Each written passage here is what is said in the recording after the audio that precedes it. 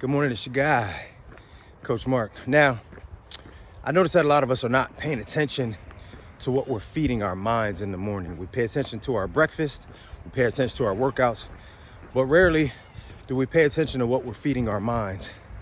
And when it comes down to it, how you are mentally is what dictates the start of your day and ultimately your entire day.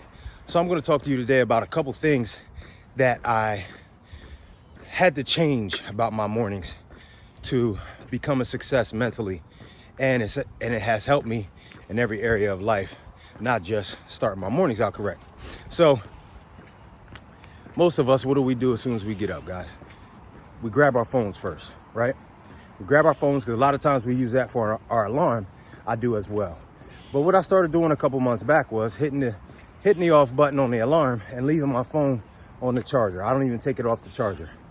Most of the time, guys, before we've gotten a chance to even wash our face, brush our teeth, use some mouthwash, put some deodorant on, we're scrolling and we're getting negative news.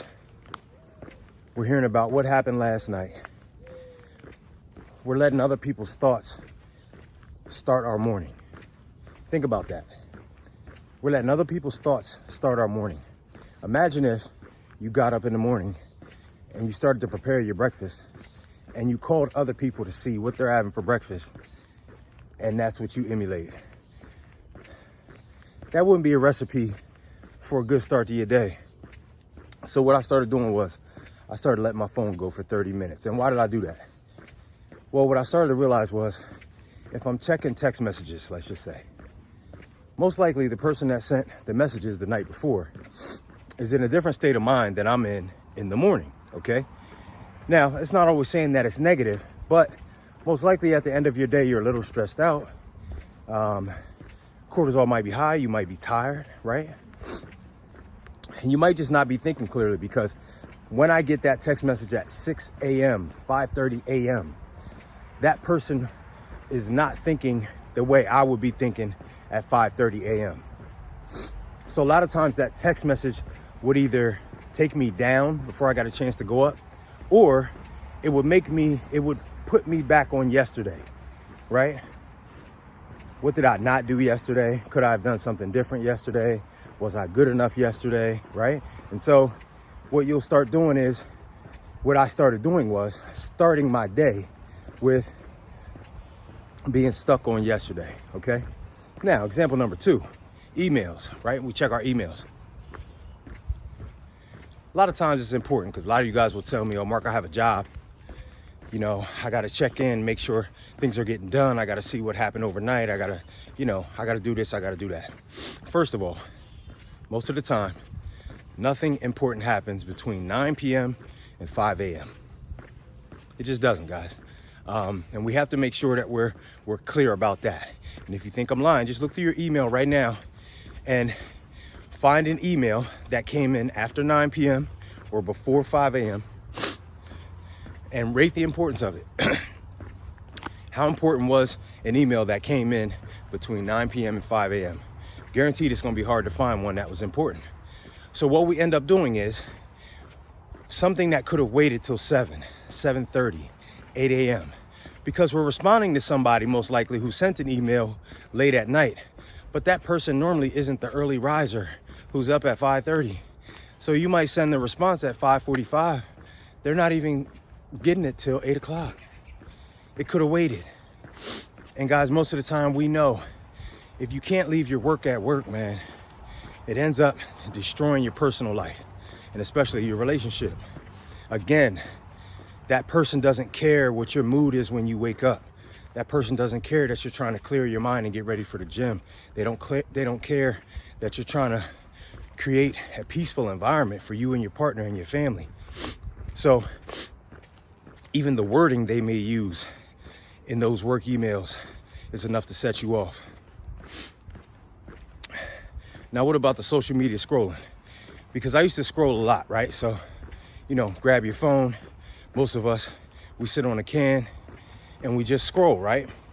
And we would love to think that it's all positivity, all flowers, roses, and videos of little babies, right? On our social media feed.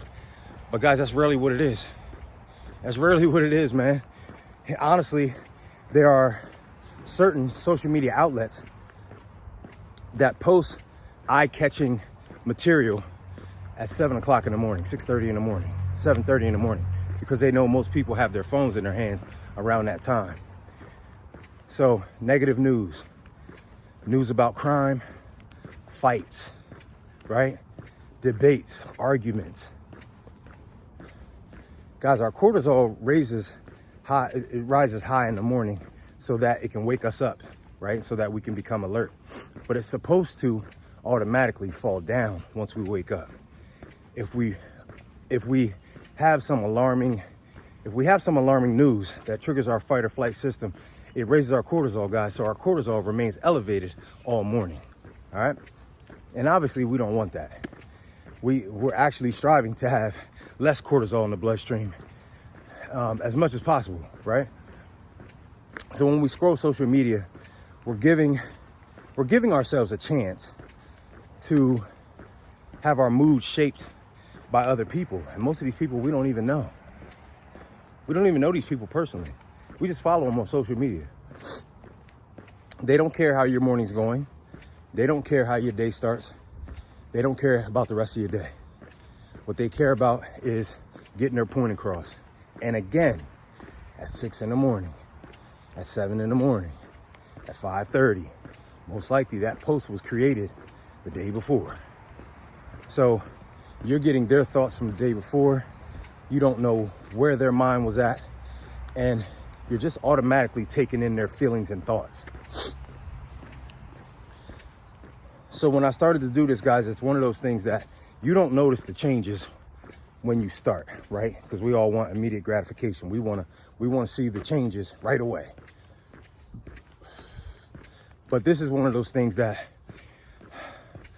you're gonna have to do it for a while for you to see how much more peaceful how much more peaceful you feel in the morning. First off, how much you're able to clear your head and think about the day ahead, because that's what we're really supposed to be doing in the morning. You ever notice in old TV shows or old movies, people would go out on the porch and had their cup of coffee, right? And they would chill out. It wasn't the hustle and bustle from the time they got up until the time they left the house. You're supposed to be clearing your mind, guys, having clear thoughts, figuring out what you're going to do that day, figuring out your objectives. Am I going to be happy? Am I going to make sure that I don't let people bother me? Am I going to make sure I'm getting outside? What time am I going to call my grandma? Things like that. We cannot do that, guys, if we're getting filled with information from yesterday, if we're getting filled with negative news, if we're getting filled with a whole bunch of information and situations that won't affect us and we can't change. And normally those two things run concurrent, guys. Normally, when we get information that does not affect us, we also can't change it, and vice versa. So we got to be mindful that our phone is a great tool that has become beautiful, a beautiful piece of technology, man. But there's a time and a place. And the first 30 minutes when you wake up is not that time or place. So my challenge to you is, for the next 7 days, let your phone lay for 30 minutes. 30 minutes. Let's pray. Let's meditate. Let's write in a journal. Let's go outside and take a walk. Let's sing. Let's sing for a little bit, man. Go in your bathroom, turn on some music, and just sing. Try to keep yourself from consuming any information from outside sources for the first 30 minutes of your day. And let me know how it go. Come back on this video and comment after 7 days. It's your guy, Coach Mark. This is First Light.